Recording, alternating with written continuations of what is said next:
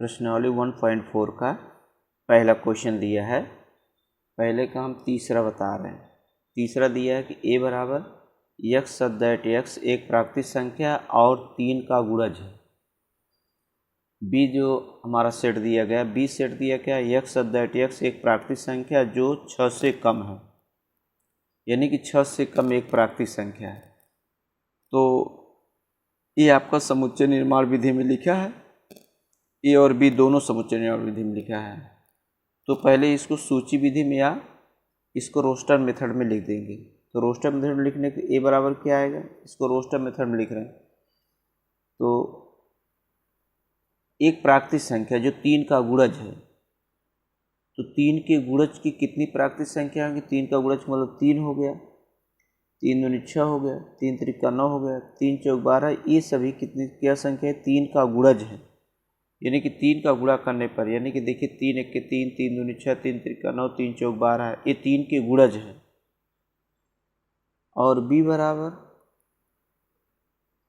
x such that s एक प्राकृतिक संख्या जो 6 से कम है। 6 से प्राकृतिक संख्या क्या होगी, 1 2 3 4 5, ये 6 से कम प्राकृतिक संख्या है। अब इसका हम क्या निकालना है, इसका निकालना है, ये जो ए और बी दो सेट दिया गया है, इस दोनों सेट का हमको क्या निकालना है, समुच्चय युग का सम्मिलन। इसका क्या निकालना है, इसका यूनियन यानी कि सम्मिलन निकालना है। इसका हमको सम्मिलन निकालना है, सम्मिलन, या इसको संघ यानी क्या निकालना, यूनियन निकालना है। संख्या यूनियन सम्मिलन इसका निकालना है। तो यूनियन के संकेत में ए यूनियन, यूनियन का संकेत है ए यूनियन बी। यूनियन का मतलब क्या होता है, यूनियन बताया कि सम्मिलन समुच्चय क्या है, जो दोनों सेट दिए गए हैं, उस दोनों सेट में दोनों सेट के अवयव, पहले के अवयव और दूसरे के अवयव को एक साथ अगर लिख दिया जाए तो उसको क्या कहते हैं, यूनियन। दोनों अवयव, जैसे इसमें देखिए 1 2 3 4 5, 1 हो गया, 2 हो गया, 4 हो गया, 5 हो गया।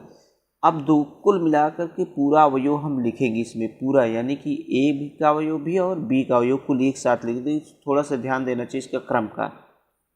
कोशिश कर जैसे 1 2 3 अगर क्रम में लिखेंगे तो ठीक है, नहीं तो पहले 3 लिख देते, 6 लिख देते, पहले नहीं। पहले कोशिश करना चाहिए पहले छोटा फिर उससे बड़ा फिर उससे बड़ा, इस तरीके से सेट में लिखा जाता है, इसको ध्यान देना। या इस सेट में जो आएगा, यह आएगा संख्या 3 का गुणज, या संख्या 3 का गुणज। देखिए अगर क्योंकि ये अनंत है, ये जो लिखा गया कहाँ तक है, अनंत तक है। ये हमको है नहीं कितनी संख्या लिखी जा सकती है, हमने इसीलिए लिख दिया संख्या या संख्या 3 का गुणज है। दो ही चीज़, या संख्या 3 का गुणज, जितनी संख्या 3 की गुणज होंगी वो सभी इसमें आ जाएंगी। भाई 1 2 हमने 4, 1 2 4 5 इसलिए 3 क्योंकि इसमें उभयनिष्ठ था तो इसमें आ जाएगा, 3 के गुणज में आ जाएगा। तो 3 के गुणज में यानी कि 3 का गुणज मतलब ये तो है ही है, 1 2 4 5, 3 का गुणज जब लिखेंगे 3 भी आएगा, 6 भी आएगा, 9 भी आएगा, 12 भी आएगा, ये सभी आते रहेंगे यही आगे पूरा।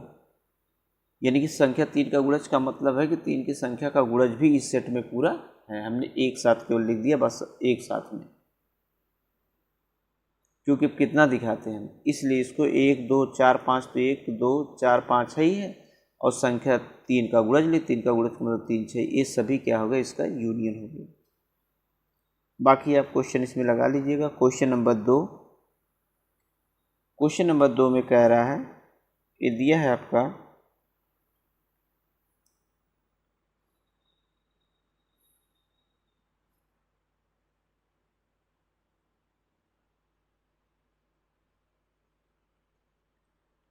दूसरा क्वेश्चन दिया गया है, ए बराबर एक सेट दिया है ए बी, और दूसरा सेट क्या दिया है, दूसरा सेट हमारा दिया है ए बी सी दिया गया है।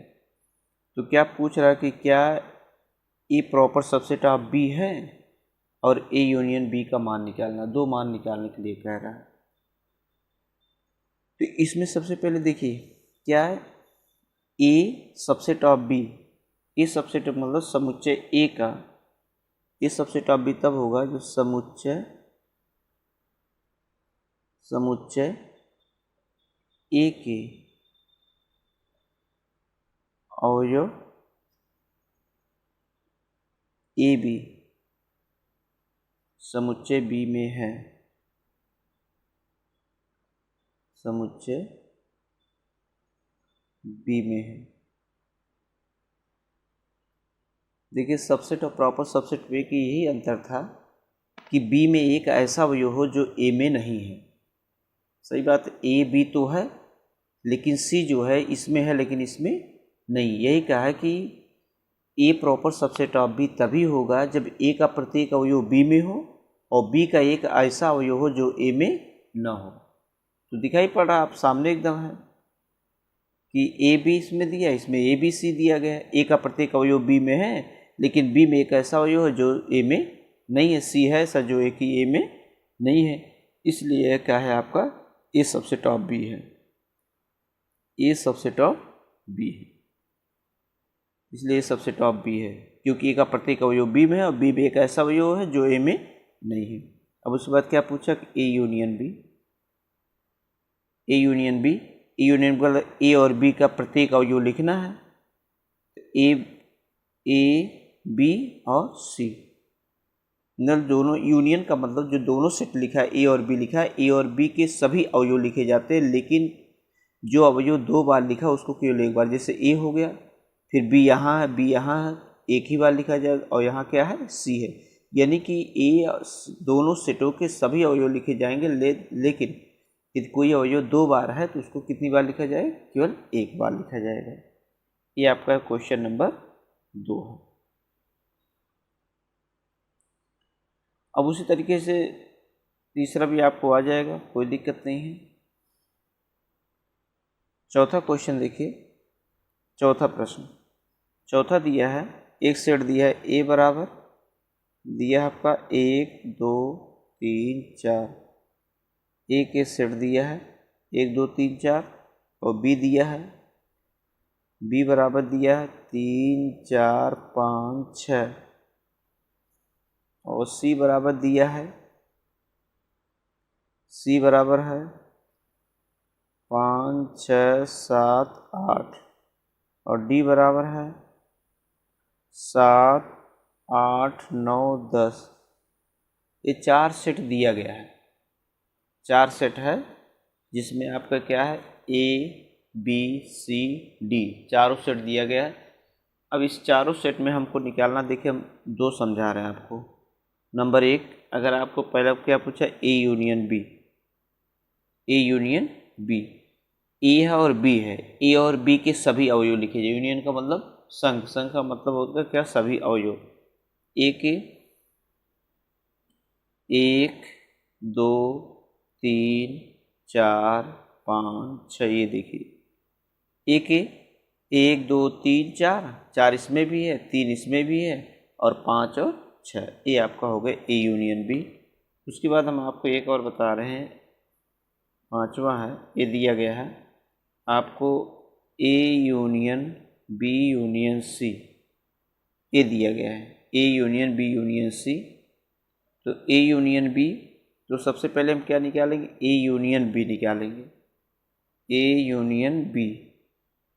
तो ए यूनियन बी हमने निकाला भी, ए यूनियन बी देखिए आया है, A union B 1 2 3 4 5 6, A union B देखिए निकाला गया ए यूनियन बी। फिर इसके बाद क्या निकाला, यूनियन सी, यानी कि अब आपको निकालना है A union B union C. अब देखिए ए यूनियन बी का मान ये है आपका और सी का मान कितना, ये देखिए लिखा है सी का मान ये है, ठीक। अब सी का मान लिख दीजिए, नहीं तो आप ऐसे लिख दीजिए ए यूनियन बी का मान हमने निकाल दिया 1 2 3 4 5 6, फिर यूनियन, फिर किसका सी का, तो सी का कितना मान दिया गया 5 6 7 8 दिया गया। अब इसका हम निकालेंगे सभी अवयव 1 2 3 4 5 6 7 8। देखिए सब 1 2 3 4 5 6, इसमें से क्या हो गया 7 और 8, क्योंकि ये दोनों उभयनिष्ठ है। इसमें भी केवल एक बार लिखा गया 5 6। ये आपका हो गया कितना, A union B union C का मान हो गया। अब इसी के बाद अब आप देखिए क्वेश्चन नंबर 4 हो गया। क्वेश्चन नंबर 5, क्वेश्चन नंबर 5 देखेंगे। 5, क्वेश्चन नंबर 5 क्या दिया है, दिया है कि जो क्वेश्चन नंबर 1 दिया गया है उसी का सारनिष्ठ यानी इंटरसेक्शन निकालना। जो क्वेश्चन नंबर 1 दिया गया है, जो क्वेश्चन नंबर 1 में जो दिया गया है, क्वेश्चन नंबर 1 में हमने जैसे क्वेश्चन नंबर 1 का प्रश्न 1 का हम वही तीसरा ही ले लेते हैं। प्रश्न 1 का तीसरा ही, प्रश्न 1 का तीसरा हम इसको लगाए थे। प्रश्न 1 का तीसरा, तो प्रश्न 1 का तीसरा क्या था, तीसरा यही था प्रश्न 1 का। ए बराबर दिया गया था एक्स सच दैट एक्स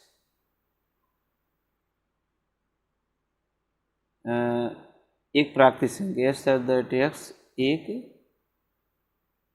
प्राकृतिक संख्या है,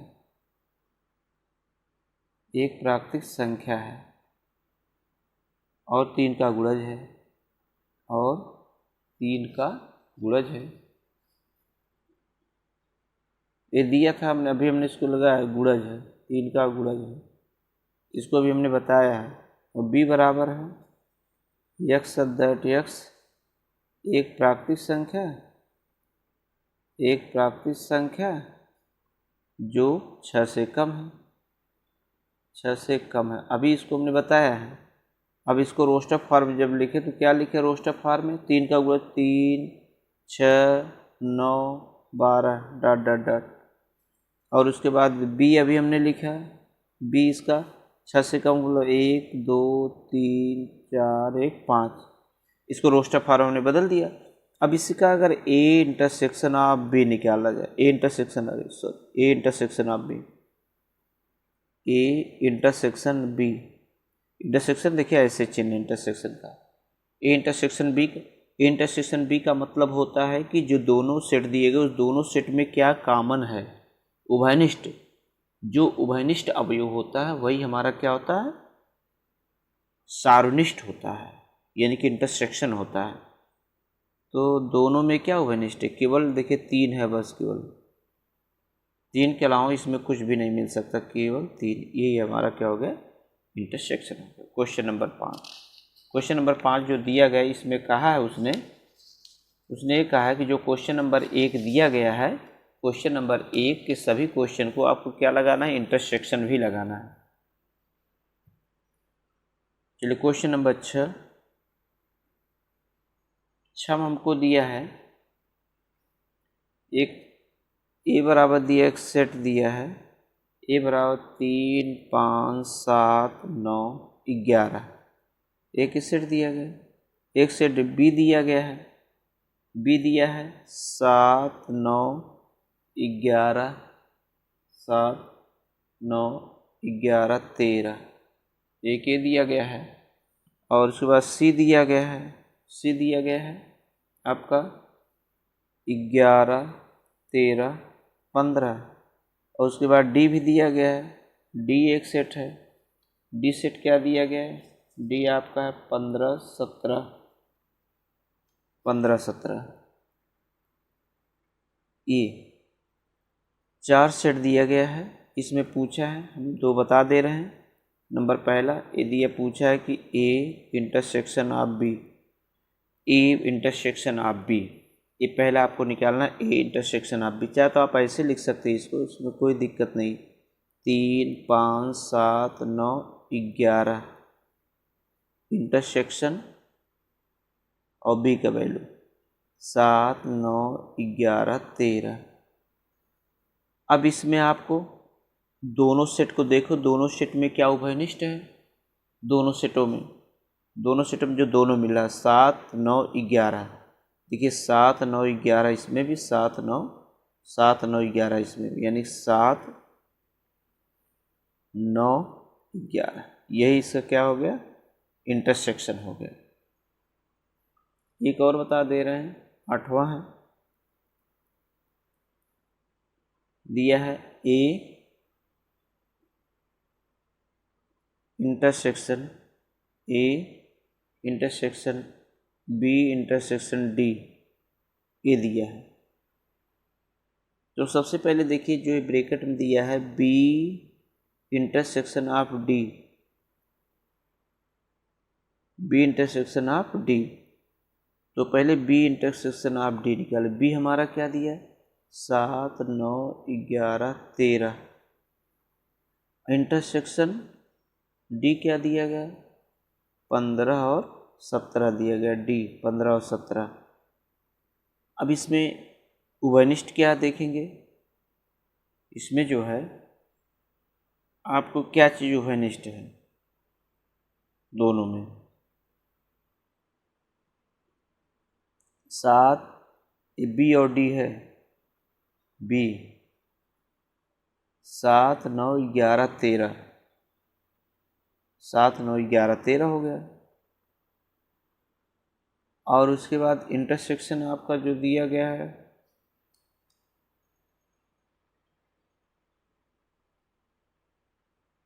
क्वेश्चन में, इसमें जो क्वेश्चन में दिया गया था, क्वेश्चन में यहाँ पर जो है ए यूनियन लिखा है, क्वेश्चन में थोड़ा सी गलती हो गई। ये जो क्वेश्चन में दिया गया था ए बी यूनियन डी है, ये जो क्वेश्चन दिया है इस तरीके से दिया है, A intersection B union D, ये दिया गया है, बी यूनियन डी दिया गया है, यानी कि जो निकालेंगे क्या निकाले, बी यूनियन डी निकालेंगे, बी यूनियन डी, यहाँ पर भी यूनियन का चिन्ह, B union D, B union D. B union D का मतलब होता है, बी यूनियन डी का मतलब कि ये जो अवयव लिखा गया ये और ये अवयव सब मिला करके एक साथ लिखिए, 7 9 11 13 15 17, 7 9 11 13 15 17 सभी अवयव को एक साथ लिखा जाता है। अब हमारा क्वेश्चन कर रहा है क्या निकालने के लिए, A intersection B union D. अब देखिए ए आपका क्या है, ए दिया है 3 5 7 9 11, ये दिया है। और उसके बाद देखिए बी यूनियन डी हमने निकाला है, बी इंटरसेक्शन और बी यूनियन डी हम निकाले हैं, 7 9 11 13 15 और 17। अब इस दोनों में कॉमन देखेंगे क्या, इसमें और इसमें कॉमन क्या है, दोनों में देखेंगे कॉमन क्या है, देखिए 7 है, 7 हो गया, 9 है, 9 है, और 11 है, 11, यही आपका हो गया A intersection B union D का आंसर होगा। इसका आंसर ही हो गया, इसका आंसर ही हो गया, ठीक, इसका आंसर ही हो गया।